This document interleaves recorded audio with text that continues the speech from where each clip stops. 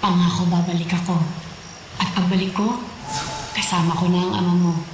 At magkakasama-sama ulit tayo dito sa Avila. Hihintayin po kita, Ina. Lagi mong tatandaan, anak.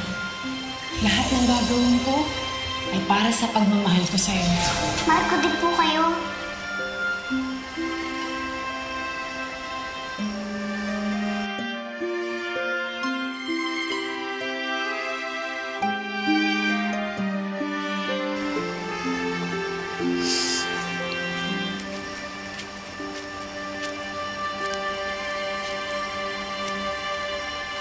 Bakit nandito ka, Anya?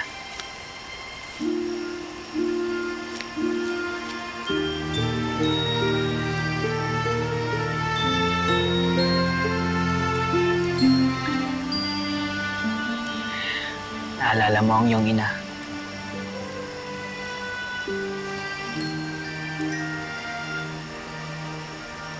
Matagal na panahon na simula nang lumisan siya ng Avila. Hanggang ngayon, di pa rin siya bumabalik.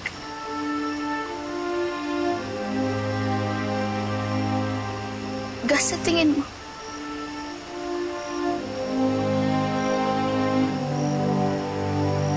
buhay pa kaya siya?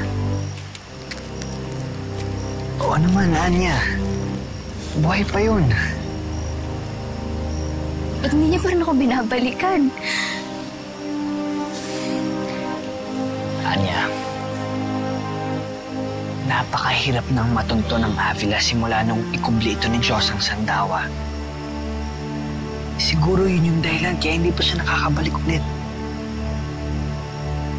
Halos gabi-gabi na papanaginipan ko siya.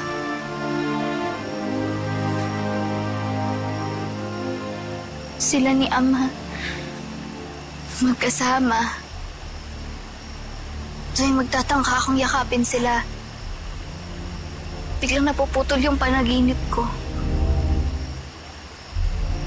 Minsan nga naiisip ko, sana hindi na lang ako magising. Huwag ka magsalita ng ganyan. Hindi ka maganda pagtulog. Gus naman eh. Anya, pinapatawa lang kita. Masyado kang seryoso eh. Alam mo, mas maganda ka pag nakangiti. Sige nga, ngiti.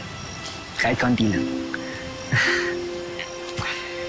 Mabuti pa, tumulong na lang tayo sa paghahanda ng paglulugod. Halika. Hindi naman ako maglulugon. Para sa inyong mga purong mulawin lang ang pangalawang paglulugon. Hindi na importante yon. Ang pagdiriwan ng paglulugon ay para sa lahat.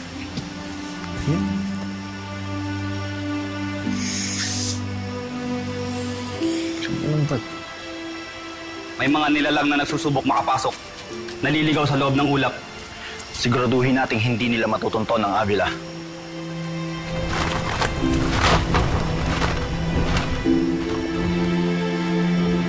Baka si Ina na yun, Gus!